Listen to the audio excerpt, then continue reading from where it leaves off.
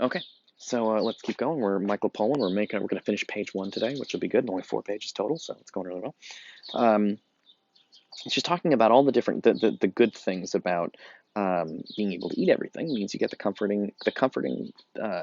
of eating old things that you've had before, but also the pleasures of eating new things. So it's very fun. There's a lot of advantages to being an omnivore and eating all kinds of food. He says here, what began as a set of simple sensory responses to food, sweet, bitter, disgusting, we've elaborated into more complicated canons of taste. These are like the sort of rules about what's good and bad that afford us aesthetic pleasures, meaning it's just beauty. It's enjoyable to eat. Aesthetic pleasures undreamt of by the koala or cow. So he points out that in the caveman days, right? It was like simple. Is this sweet? Is this bitter? Is this poison? And those, it was like pretty simple to when you eat things. The taste was just there were really a couple of simple tastes to have. Um, because you eat an apple and it's sweet, or you eat asparagus or whatever, and you taste different flavors or whatever. But he says the omnivore, like this started out simple, where human beings had some taste buds on their tongues and they ate different kinds of things, and they were like, ooh, I like apples and I don't like asparagus or whatever, or mushrooms. But this gets complicated quickly because we turn this into something really tricky. For example, one of my favorite examples is bacon wrapped shrimp. Um, Bacon wrapped shrimp is a ridiculous food. I love it. It's delicious. But it's crazy. It's something that he says pleasures undreamt of by koalas or cows. Animals tend to eat pretty simply, right? They see a food and they eat it. What we do is we cook the food and we also combine it in all kinds of crazy ways. So that bacon comes from a pig and shrimp is from the ocean, but we'll like catch the shrimp and then we'll cook the shrimp and then we'll take a pig and kill it and turn it into bacon, and then we'll take the bacon pieces and cook those, and then we wrap the bacon around shrimp, and then we eat bacon wrapped shrimp. That's a crazy thing that we invented.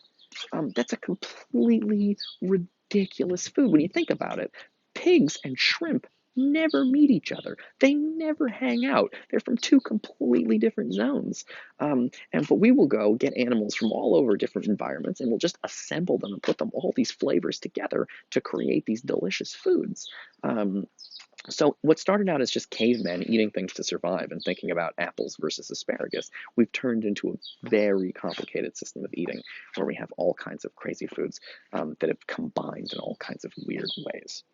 Okay. Um, okay.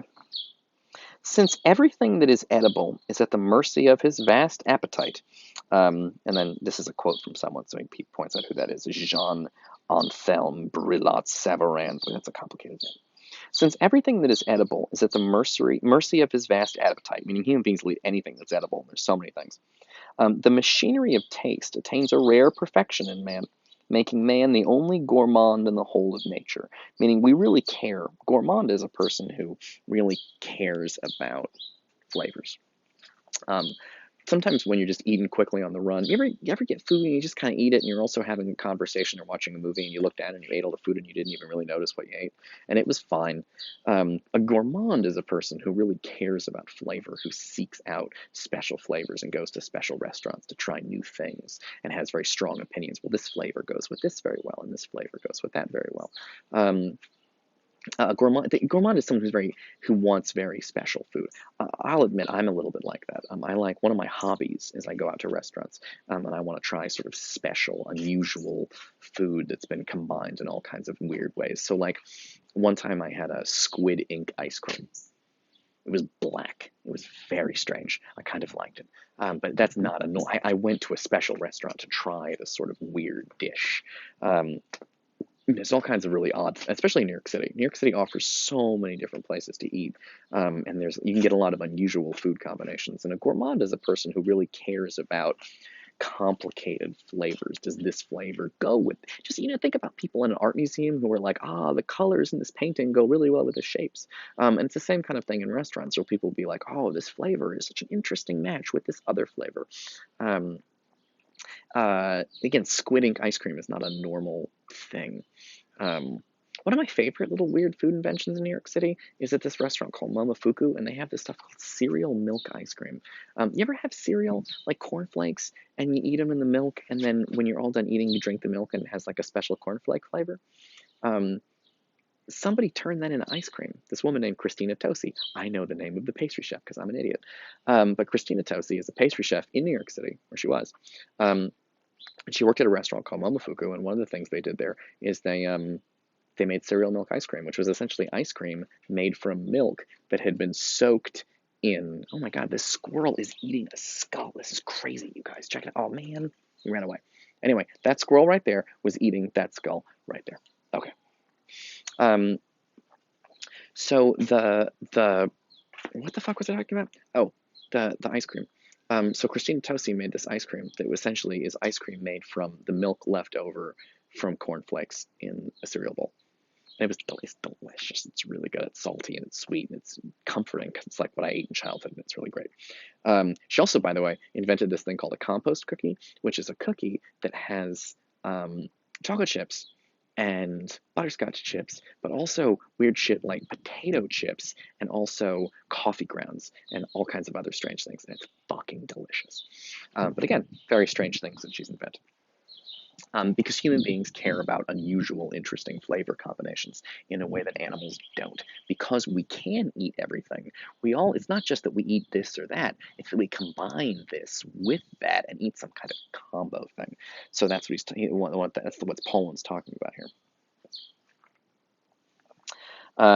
Because human beings are the only animals in all of nature that are really like seeking out unusual tastes, because most other animals and cavemen, they're eating food to survive, just to live. They need the nutrition. But we're not doing it for the nutrition. We're doing it because we want to have an interesting food experience, just like I want to see an interesting movie. I don't need a movie to live, but I want to see an interesting, unusual movie.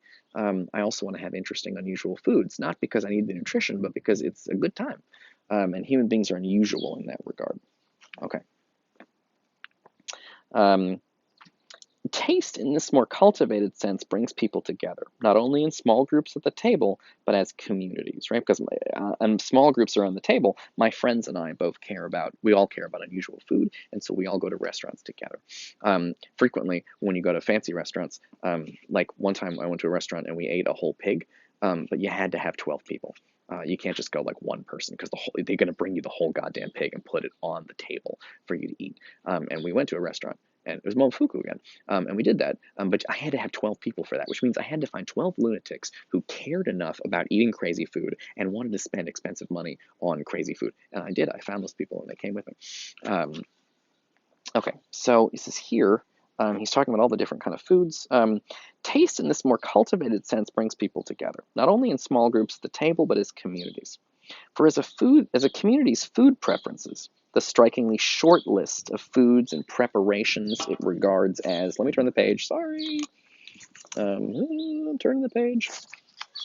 So he says, for communities' food preferences, the strikingly short list of foods and preparations it regards as good to eat and think represent one of the strongest social glues that we have. Food preparation links communities together. Now, we already talked about this with David Foster Wallace. We don't have to spend a lot of, sorry,